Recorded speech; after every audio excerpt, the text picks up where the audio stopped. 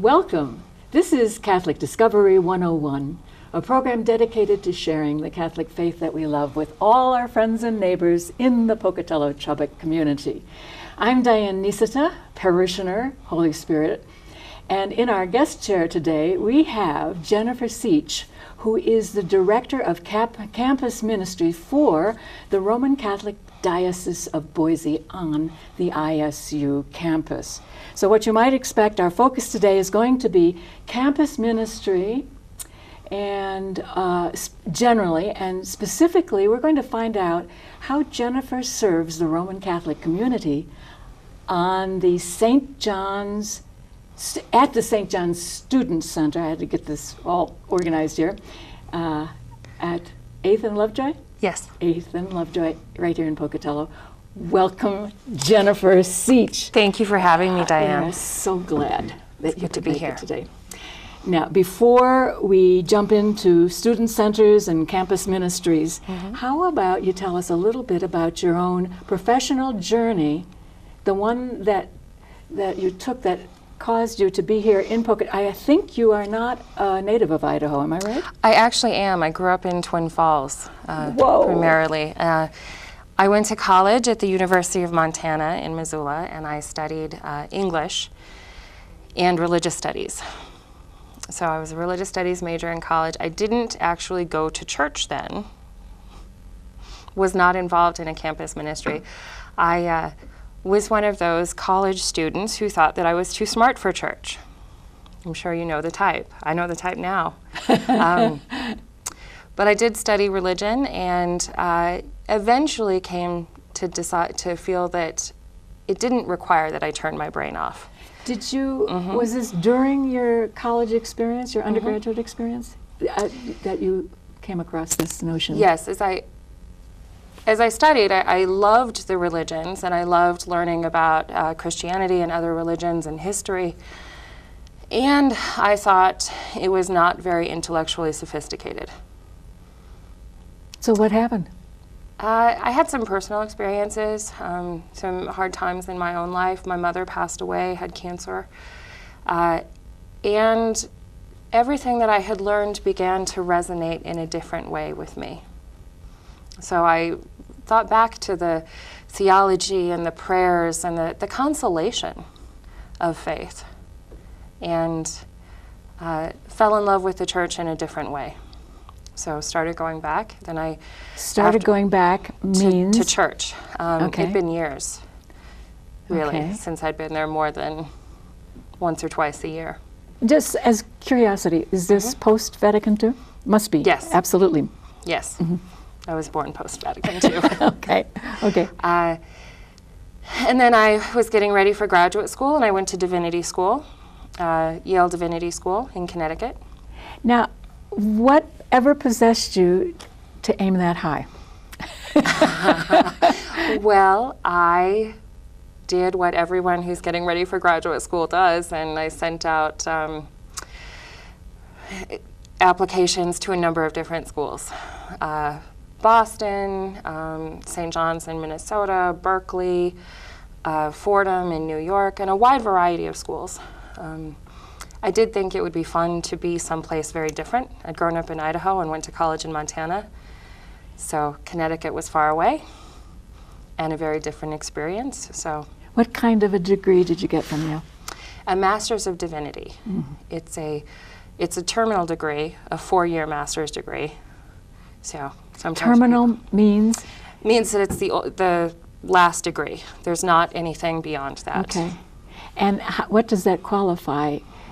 Where do MDiv students go after college? A lot of them get ordained. So Yale Divinity was an ecumenical school, so there were people studying to be priests in the Episcopal Church, Presbyterian, Methodist, all sorts of churches. There were a number of Catholics there, quite a few, and I was very active in the Catholic student group. Actually became leader of that for a couple of years. So that was formative too, I imagine, yes? It was, yes. Yes, that's how I got into campus ministry, really, by serving the Catholic students on campus. Okay, then what happened? after 4 years. Lots of classes, lots of ethics and theology and scripture classes, plus several internships in campus ministry and in community organizing. I graduated and I sent my resume to lots of different schools, did a number of interviews, saw the job posting here in Idaho. And I thought, I would never go back. I don't want to live in Idaho again. I wouldn't do that. And then decided, well, you know, what the heck, it's a stamp. Won't cost me anything, might as well send it in. And then I came out and visited, and I thought that I could do good things here. Turned out to be the situation that I liked the most out of all the places I interviewed and the jobs I was offered. I promised in our opening that we would talk about student centers and campus ministers in general. I just heard your career path, but what are other career paths?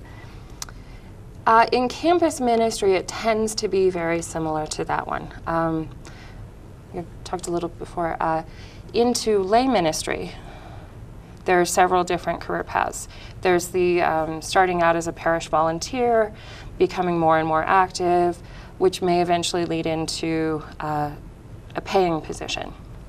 And then there's another approach, which is getting the education and training and formation and then looking for a position. That seems quite typical of business in general. Many times women rise through the ranks by starting in the secretarial pool, and that's what you're talking about. Absolutely, yes.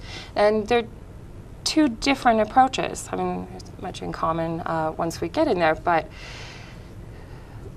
the church, I think, more traditionally, the rising through the ranks has been the way that lay ministers have gotten their positions. But the professional path is becoming more and more common, and more young adults are doing that. And campus ministry is very much the professional path because we work on campuses. You know, we have to interact with faculty, with professors, with administration, who are all very educated. So campus ministers, when jobs are posted, they almost always require a master's degree. Really? Occasionally they'll say maybe a bachelor's, although occasionally they say a doctorate. I'm interested also. I made the mistake of wanting to call you a campus minister, and you corrected me. Let's talk about that. I didn't mean to correct you, but no, that's really good. But I usually say director of campus ministry. A campus minister is someone who works at a campus ministry. So at St. John's, because there's me, and I have a very part-time administrative assistant to help with some bookkeeping, I can maybe sometimes occasionally go by both. At larger campus ministries, there's a director who's in charge of everything, the hiring, the human resources, the budgets, the vision, all of that, and then all those campus ministers who work under that person would be responsible for different aspect of campus ministry, but don't have the whole picture. So it's a little like the difference between the pastor or pastoral life director and the pastoral associate. I see. So tell me about Mass, because I know St. John's has Mass during the school year. How does that work out, since you're not an ordained person? Yes. At the beginning of the semester, I make up a chart with every Sunday that we have all semester, and I send it to every priest within about a 2-hour drive. And some of them really like to come. Some of them really enjoy campus ministry because, you know, the students are fun. They're wonderful. And some of them don't. So if no one signs up, then I lead a communion service. But most of the time we do have someone. The monastery over in Jerome has been really helpful this last year. This is interesting because some of us, pre-Vatican II, that's me, are curious about how one gets employed by the Catholic Church, because volunteerism is what I'm most used to. Jennifer, when you go to conferences for campus ministries, what kind of issues are hot button issues these days? We talk a lot at campus ministry conferences about how to reach out to young adults. They're hard. And there's a lot going on, lots of competition. Competition? For their attention. You know, there are, just on ISU, you know, there's the Green Up Club, there are major clubs, they're going to school full time. A lot of them have jobs, some of them have families. How do we make church an important part of that? As a whole, we're not doing very well in the church with young adults. Let's talk about that. There's leakage, I guess. Oh, there's a hemorrhage. We are losing young adults. They want something that fits in their lives, that makes sense, that speaks to them. They're not going to go to church because, you know, it's their obligation. Obligation is not a word that resonates with young people. They're not going to go because anyone told them to. They're going to go because they want to, because they find something there. I noticed when I was doing research for this interview that you'd written an article in the Idaho Catholic Register, and you had referenced Bishop Michael Driscoll's pastoral plan, All at the Table, and you had tied it very specifically into campus ministry. Yes.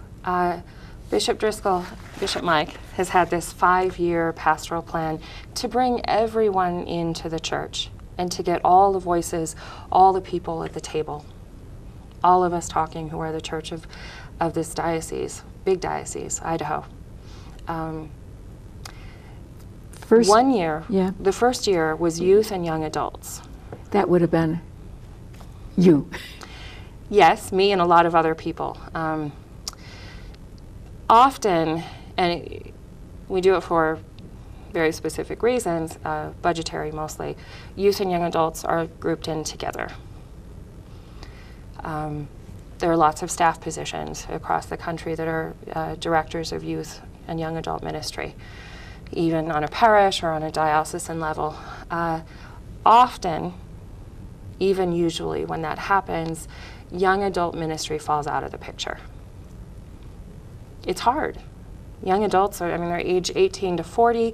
Some of them are educated, some are not, some are working, some are not, some have families, some don't. And everyone knows what youth ministry is and sees needs there. So when we're looking at youth and young adult ministry, there are ideas that people already have for youth ministry. And then they look at young adult ministry and it's daunting. And we really need to find a way to reach our young adults and our college students, and campus ministries are a big part of that. In Idaho, what's going on with the Diocese of Boise student centers? There are 3 different student centers in this diocese. There's St. John's here at ISU. There is St. Paul's Catholic Student Center at Boise State University, and St. Augustine's Catholic Student Center at the University of Idaho. And we all have very different, we have different student bodies, different dynamics at our campuses, and a lot going on at each one of them. Are you optimistic about what's going on here in Idaho on the student on the campus? I am, actually. What do you see? Oh, wonderful things. My students, they're so great. Really? They are. The students are the joy of I campus was hoping ministry. that you would have brought some with you today, but it's the wrong time of the Summer year. break. Yes. Everyone's gone. Yeah. Yes, so I'll bring them back. Okay. Okay, that's a promise. Happy to do that. I know for a fact that you are very keen on social justice and the Catholic version of social justice. Yes. How do you apply that in your task? Oh, very directly. Partly because it's important. It's one of the goals of campus ministry is to plug students in and help them to know about and understand social justice. you've heard and have said it's the best kept secret in our church. Social justice is about how we live in this world. The other world is very important as well, and so is how we live in this one. How we live with creation, so the environment, how we live with each other, recognizing human dignity, and caring for the poor. Give us some specific examples of how you draw young people in through social justice. Well, we have had service Saturdays where we've done service projects. Approximately once a month, we've done a lot of things like go to the homeless shelter has been one of the ones we've done the most, and make dinner there. So they get to see the shelter. We talk a little bit about Aid for Friends, how it was founded by the religious community here. I didn't know that. Was it? Yes, some years ago, several homeless men froze to death over a Pocatello winter, and the religious community came together to start Aid for Friends. Which reminds me, the religious community came together. We didn't mention the fact that you are the president of the Interfaith, Portneuf Valley Interfaith Fellowship. Yes. And so that would have been the response to that disaster? Yes, yes. Starting a shelter, there was nothing at that time, and now Aid for Friends does so much good work. So I take the students over, tell them about that, show them the shelter. How do they react? Are they?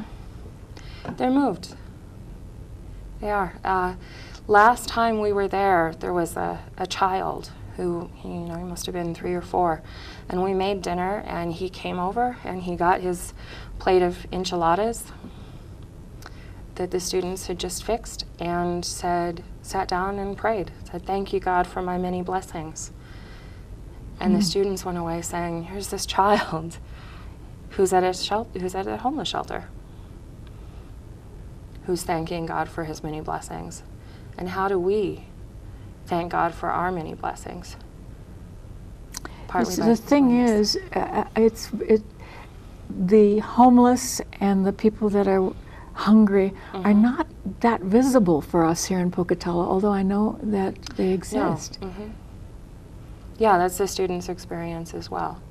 So we talk a lot about poverty in Pocatello and around the world. During Lent, we had a mini retreat where we got together, and some of the students were upset about this. But as they walked in, they got to draw from a hat whether they were wealthy or poor. And then we fed them dinner based on that. So one student got a big salmon, shrimp with salad and bread and dessert and vegetables, rice pilaf. And then several other students got a little bowl of rice. Yeah. And then we talked about that.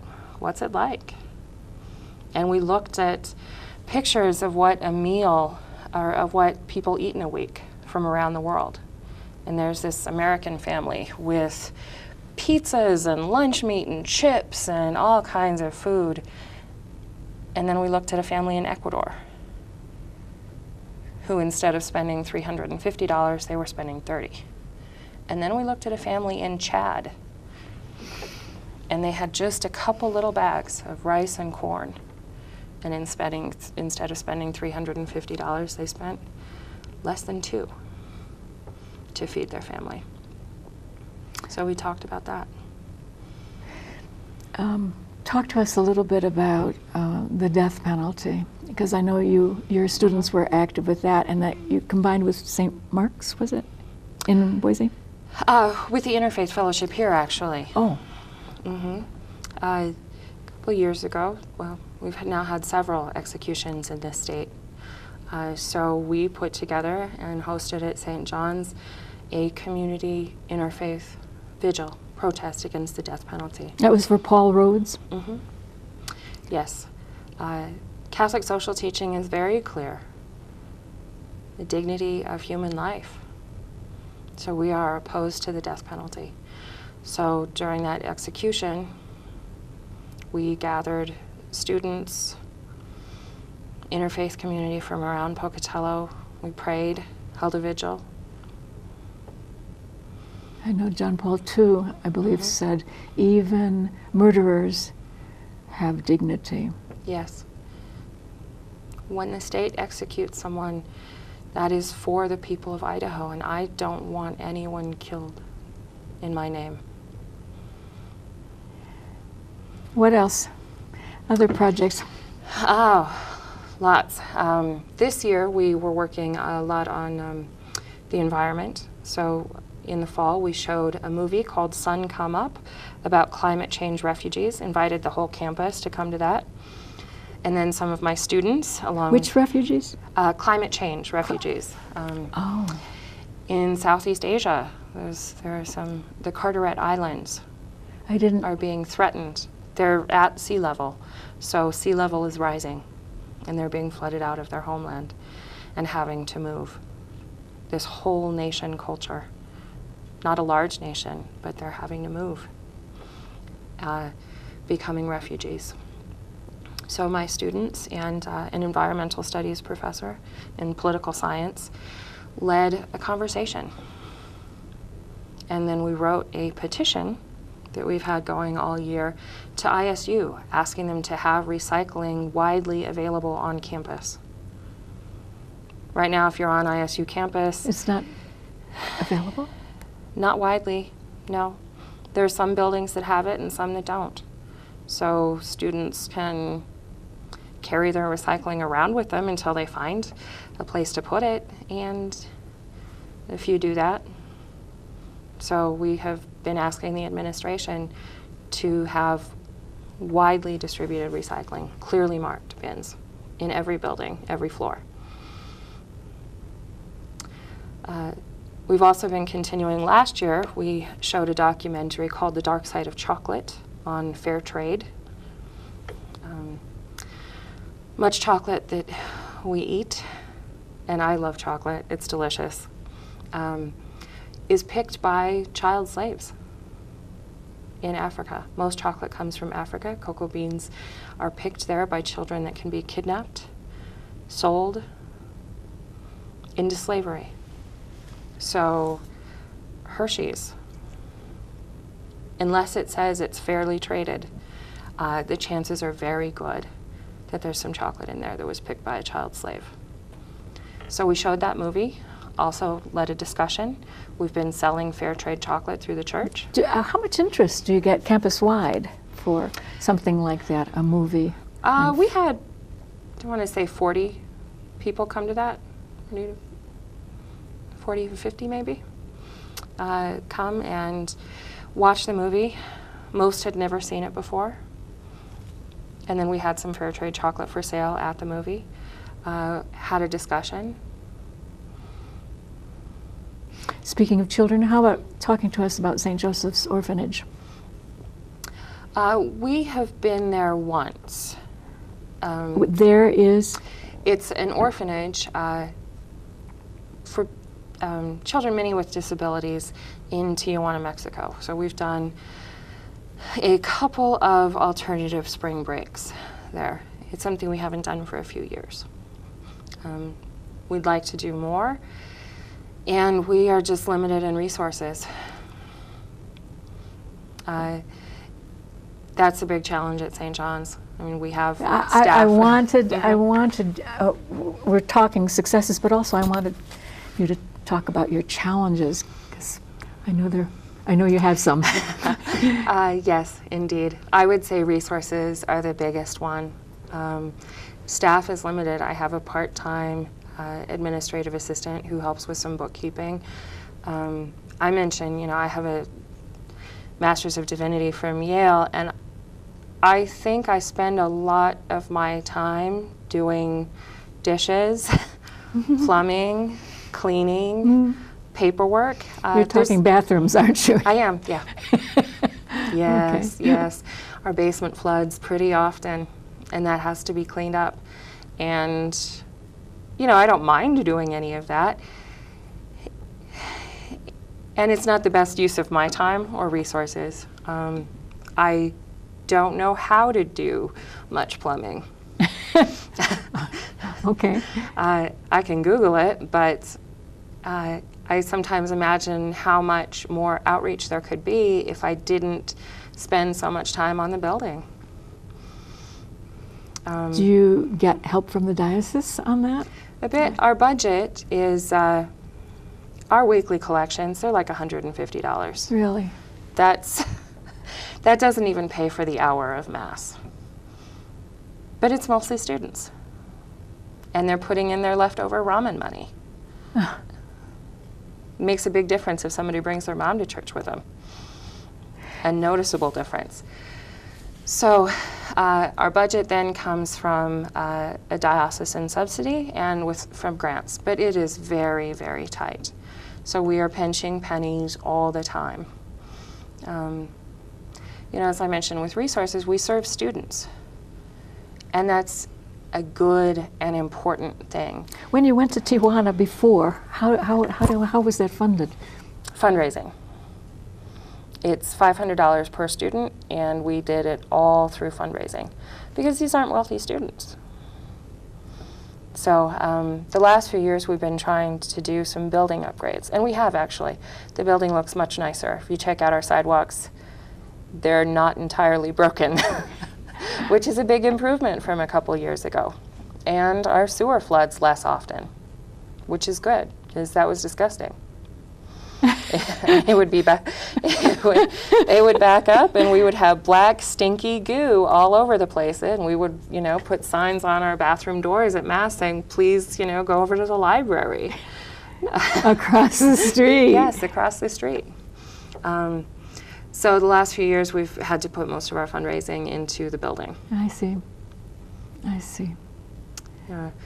Plans for the coming school year? Have you got anything organized yet? We are just starting to talk about those. So we will continue looking at the environment. We will continue our service projects. We'd like to build from there. We'll keep doing the fair trade chocolate and trying to build fair trade awareness.